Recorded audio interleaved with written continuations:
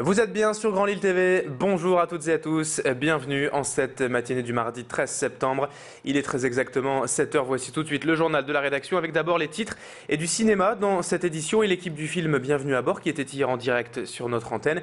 Les primaires socialistes, nouveau chapitre et polémique à Lambersart et puis bien sûr le Vélil qui arrive dans 3 jours, on parle de tout cela dans un instant avec le journal de la rédaction.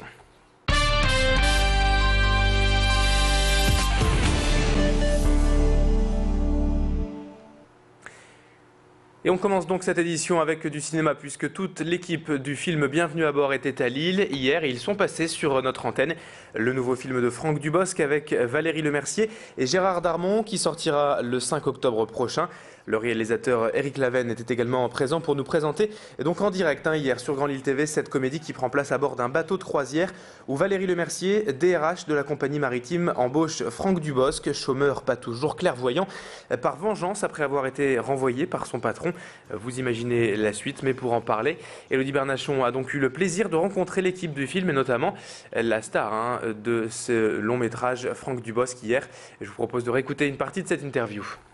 On les croisait pratiquement pas parce que nous on profitait de tourner dans des lieux piscines ou casinos quand eux étaient descendus. C'était très bien réglé, un beau ballet comme ça. Les gens partaient, nous on tournait, donc on les croisait plutôt le soir au moment du bal. Ou au dîner, quand ils allaient au dîner, qu'ils étaient bras dessus, bras dessous, ou éventuellement à la soirée toge. Il y avait une soirée toge tous les jeudis où les gens s'habillaient en toge. Et eux, Et alors, comment c'était? C'était très teugé. Et on enchaîne dans l'actualité avec toute autre chose dans ce journal puisqu'on évoque à présent une nouvelle formation ouverte à Lille en cette rentrée. L'école supérieure de la vente et des achats vient d'ouvrir ses portes à sa première promotion. Une école spécialisée dans le e-commerce, c'est-à-dire la vente sur Internet. Une cinquantaine d'élèves composent cette première promotion en vue d'une formation de 3 ans basée à Euratechnologie à l'Homme. Cette école de vente en ligne répond tout à fait à une demande des entreprises régionales.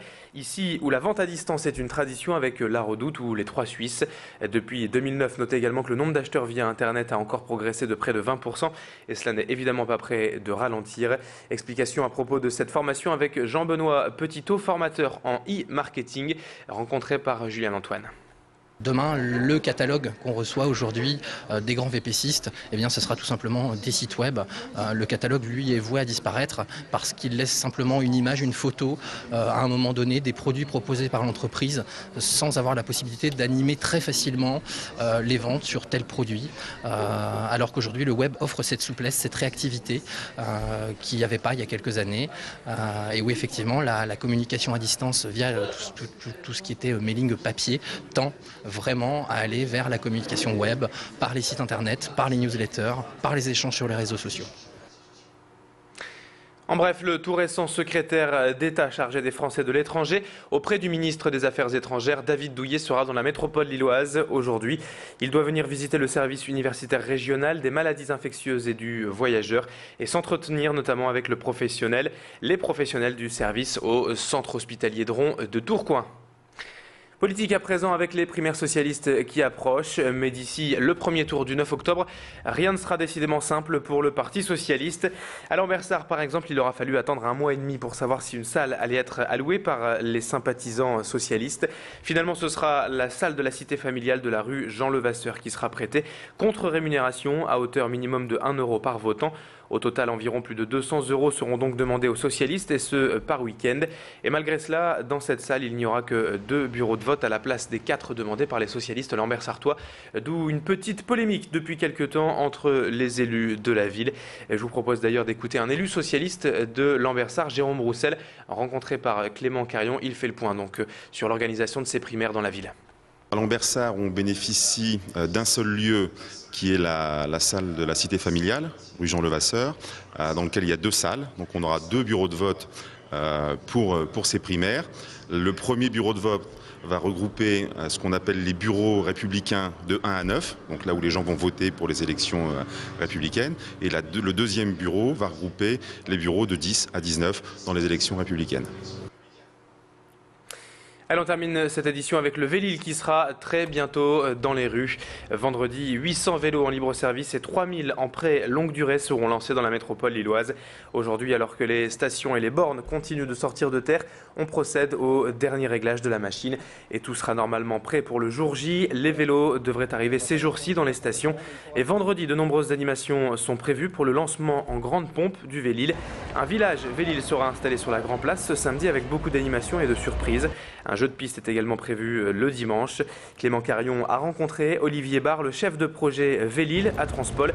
Il revient sur les principes du service et l'organisation du dispositif. Je vous propose de l'écouter au micro de notre reporter. Vélil à Lille, c'est un projet qui a déjà démarré depuis de nombreux mois.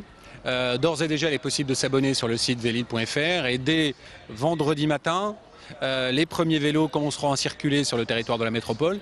Non seulement des vélos libre-service, comme ici à l'île Flandre, sur des stations.